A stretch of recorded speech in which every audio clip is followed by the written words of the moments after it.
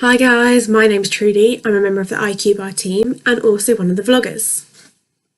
This week's vlog is just one in a series of vlogs about phonics, and I'll be focusing on Set 2 phonics. In today's vlog, I will cover a brief summary of what phonics means and its importance, focus on the second set in this phonics vlog series. In the last video, I focused on what is known as Phase 2, Set 1, and this week I'll continue with Phase 2, but I'll be looking at Set 2. If you haven't seen the Set 1 vlog, then maybe take a look. As with phonics, it's really important to teach it systematically, so you need to be familiar with the general order used when teaching it.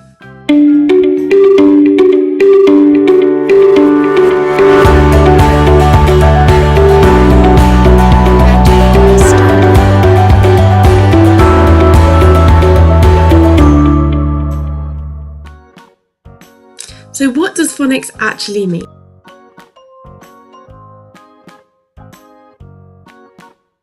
Phonics is a method of teaching to read by correlating sounds with symbols in alphabetical writing.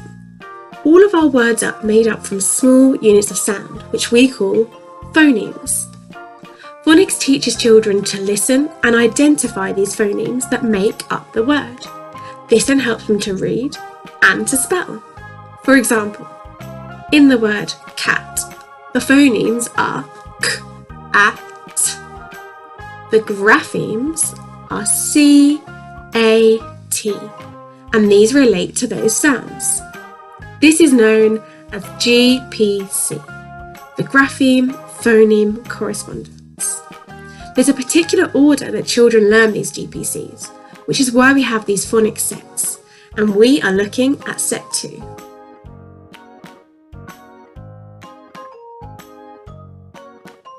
Let's take a brief overview of why phonics is so important. So over the last few years in particular, there's been a shift in how we teach reading in UK schools. And this is having a positive impact on helping many children to learn to read and to spell. Phonics is recommended as the first strategy that children should be taught in helping them to learn to read. This will then run alongside other methods such as guided reading and shared reading, which all attribute to developing reading skills.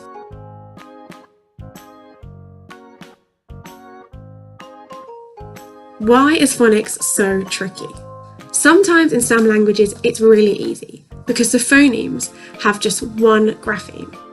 But in the English language, due to so many invasions in our history, this has resulted in new words and new sounds being brought in by invaders. So we have around 44 phonemes and 120 graphemes, which are ways of writing these phonemes. With only 26 letters in our alphabet, this means that we have some graphemes that are made up with more than one letter. We call these digraphs. For example, like the sound, the phoneme ch, which has the graphemes C and H. Or like the phoneme, the sound th, which has the graphemes, the letters T and H.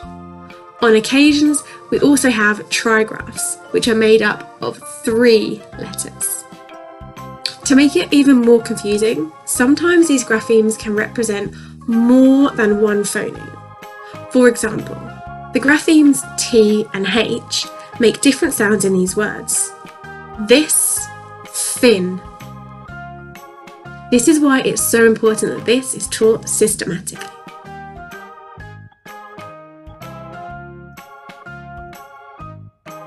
So let's take a look at this phase and this Set 2. The sounds are taught in a particular order. We start with the graphemes S, A, T, P. And for those of you with an educational background, you may know this as Phase 2, Set 1. This week we're moving along, so we're still on Phase 2, but we move to Set 2. It's in Phase 2 that we begin to learn the sounds that letters make, and we call these the phonemes.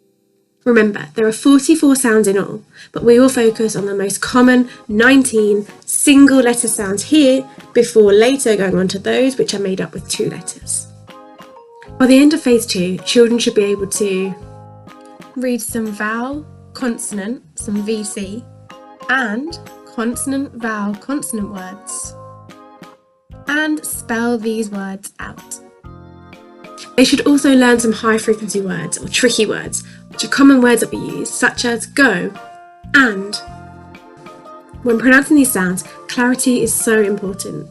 If you don't pronounce them correctly, then children may find it difficult to hear them and to blend the sounds together.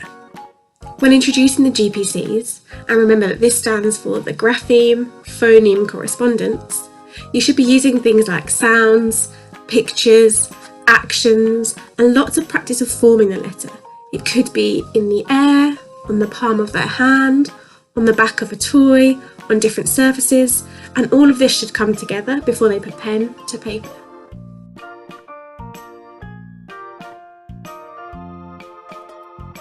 So in set, we have the following graphemes: L, M, N, and D. We'll take a look at how to pronounce these sounds. So we're going to start with the grapheme, the letter L. To pronounce this, it should make the following sound. L. Often I hear another one of those lazy sounds. L. That is not how you pronounce it.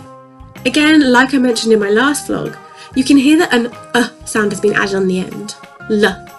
Listen to the difference between how you shouldn't do it, L, and how you should be doing it. L. To pronounce the grapheme L correctly, you should be doing the following with your mouth: putting your teeth together. Then you keep your lips apart, but as you say the sound, you feel your sides of your mouth pull down slightly. L. If you're doing it correctly, your tongue should almost vibrate as you do it, and your tongue, try and get it to push against the back of those teeth. This is also a short sound. They shouldn't be holding it for a long time, so it shouldn't be it should be short and sharp. Next, we're going to look at the grapheme M, which makes the following phoneme Again, make sure that they're not holding onto this sound. It shouldn't sound like this. It should be short and sharp. If we keep encouraging them to keep them short and sharp, it will really help when they come to read words. In order to pronounce this phoneme correctly, you need to keep your mouth closed and your lips pressed together. You should encourage the children to push down on their lips as they say the sound. And also, your tongue should be flat. When you're making the sound, you should feel it move and vibrate. Next, we move on to the grapheme N. Again, this is another sound that quite often has a lazy sound attached to the end. This is what I can hear which isn't correct. No.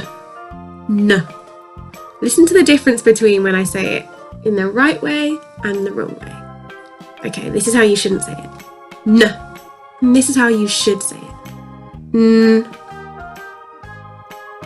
To pronounce the N sound correctly, you should use the following mouth pattern. Your teeth should be slightly apart and your mouth open. To make this sound, my tongue should be pushing up against the top of my mouth, right where the top of my teeth are. Lastly, in this set, in set 2, the final sound we're going to look at is the grapheme D, which makes the phoneme D. This is another common letter that has that lazy sound attached to it. Let's listen to the difference of pronouncing it correctly and incorrect. So, this is it how it shouldn't be pronounced. D. D. And this is how it should be pronounced. D. D. To pronounce this phoneme correctly, your mouth should be open slightly and your teeth together. D. D. D. As you say it, your tongue should hit against the back of your teeth. D. D. You should feel almost like a pulse go through your tongue. D. Let's look at reading some of those sounds in some short words. In the word at, I have the graphemes A and T, which make the following sounds. At. In the word sip, I have the graphemes S, I, P, which I use the following phonemes for. S, I, P. Some of the phonics stuff can seem a little overwhelming, and there's some words that again can seem quite big that you're using. like phoneme, grapheme, GPCs. With practice, you'll become more confident at using them, as will the children. I used the same vocabulary when I was teaching 5-year-olds in a UK-based school, and they soon picked it up. Please remember how important it is to pronounce your sounds correctly. If you're worried about pronunciation, ask.